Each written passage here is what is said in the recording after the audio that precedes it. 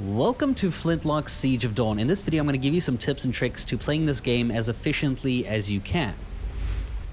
Now throughout the game you will collect various different items. One of these items you'll find from skeleton corpses like this strewn across the entire world, and they will often give you Conscript Buttons. Now the way you use these buttons is by going into your inventory, going to your bag at the top right over here, and inside here you can find the buttons, and when you hover over it you'll see you can actually trade these in. You'll see that when you trade these in, you can trade them in directly for reputation, which is the currency, which is the souls for this game. And if you go ahead and you do so, you can see that I can get money from collecting those different, conscript buttons. So that's something you should always be picking up everywhere. If you look behind me, you can see this red crystal monolith thing behind me with the red light above it. When you collect these, you can actually raise your maximum HP, which is something that you're going to want to do as often as you can, well, to, get yourself stronger and more attuned to taking on this game. You'll see here when you get to this thing and you claim it, it will increase your maximum HP permanently for the rest of the game.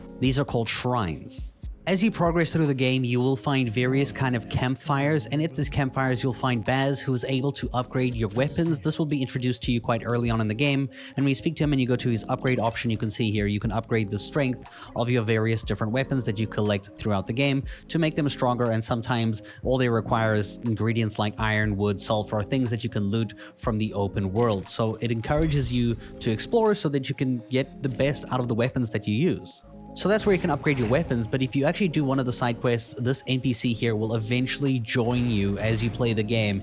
This one is going to be here to upgrade your gear, your armor, to make it more, stronger. This one here you can see costs iron and reputation to upgrade. I'm going to go ahead and upgrade it like this, and you can see here it just increases its strength generally. Based on the text, it seems like it kind of boosts the damage output of the skills or the effects that come with this gear, so I don't know if it's actually increasing your defense. It seems more of like an offensive increase. But that's where you'll be upgrading throughout the game.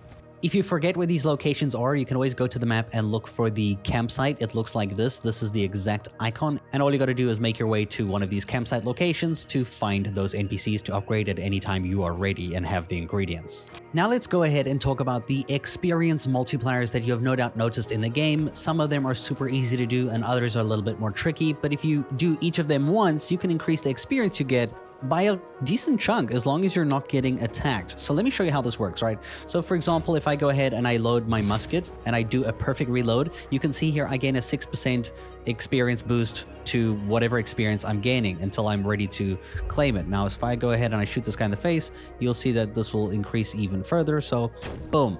And then as soon as this lands, you'll see the experience multiplier on the left side of the screen goes up to 18% because of the musket headshot, which is now 18%. Now you also get ones for like dodging. Now you get perfect dodge experience as well. And also for when you do your various different types of attacks. Now you don't immediately have to claim this experience. You can see I've got 100 plus 46% extra, and I can hold the left arrow here to claim that. Or if you're safe enough, you can go ahead and do other things. For example, like sprinting and then dodging to do a slide for 5%. If you go ahead and do all these different things at least once for every single combat instance, for example, you can even go ahead and use the rift flight for another 5%. You can also use your pistol as a shot on an enemy to get another percentage increase, and you can increase this as much as you want. The only thing you do need to be aware of is that if you get hit in combat at least once, you lose that entire percentage bonus. So you have to be making sure that you are not getting hit at all. So make sure you're very careful about how you want to claim your experience, and also just do those different things like, if I go ahead and boom, I can get my percentage up nice and easy here. If I go ahead and I shoot this guy in the face, I slide and I go ahead and use the rift flight, and you can see I'm up to 65% already, and now I'm ready to go ahead and claim that experience to get 165 instead of just 100.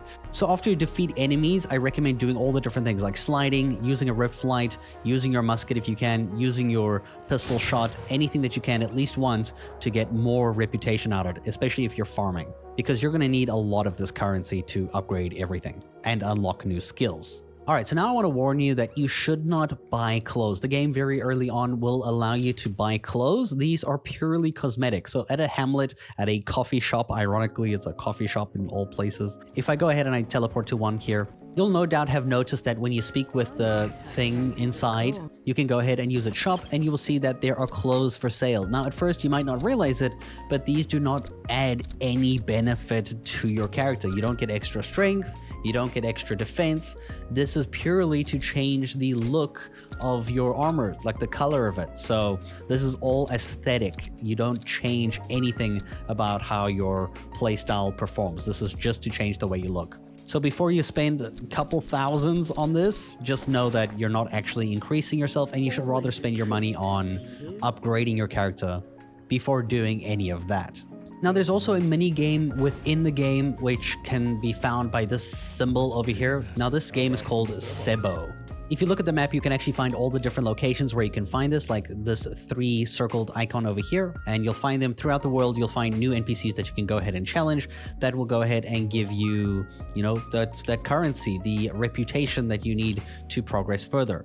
Now, as you play this mini game, you also have unlocked special pieces that you can use only once. You'll see if I go to my inventory, you'll have these random coins sometimes, like this silver bittern or this copper rep over here that allows you to swap places with an adjacent coin. These are all things that take place within this game. So that's what these are used for. So if I go ahead and I play Sebo here, you'll see here immediately you're given the option to sacrifice moves in order to jump in one of your special token coins that you have in your inventory.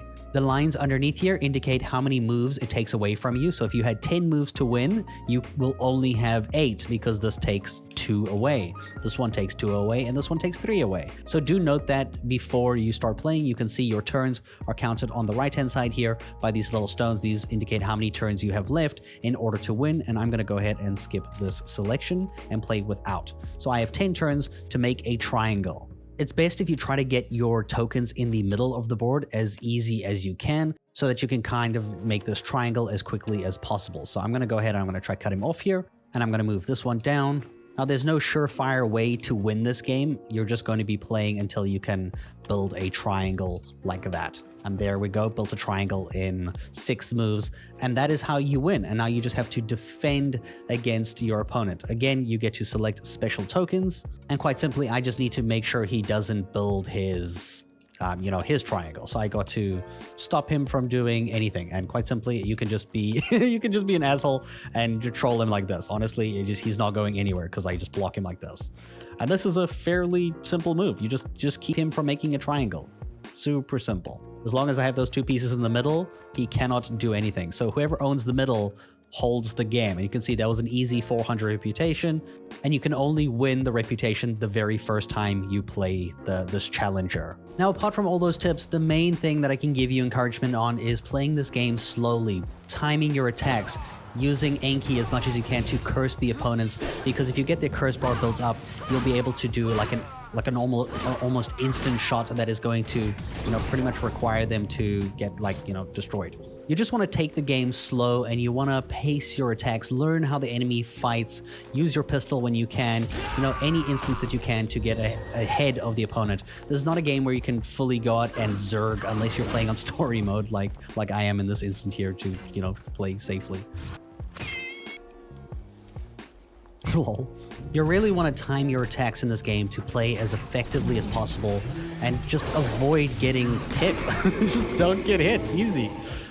Yeah, that's easier said than done. But I promise you, if you play it slow and you take your time and you time your attacks, use your pistol as your enemies are mid-attack to kind of counter them, you'll find that the game kind of has a very nice flow to it, and it plays a lot better than I thought it would. This game is actually a lot better than I had expected originally, to be honest. It's actually pretty good. I hope you guys enjoyed these tips, and thank you so much for watching.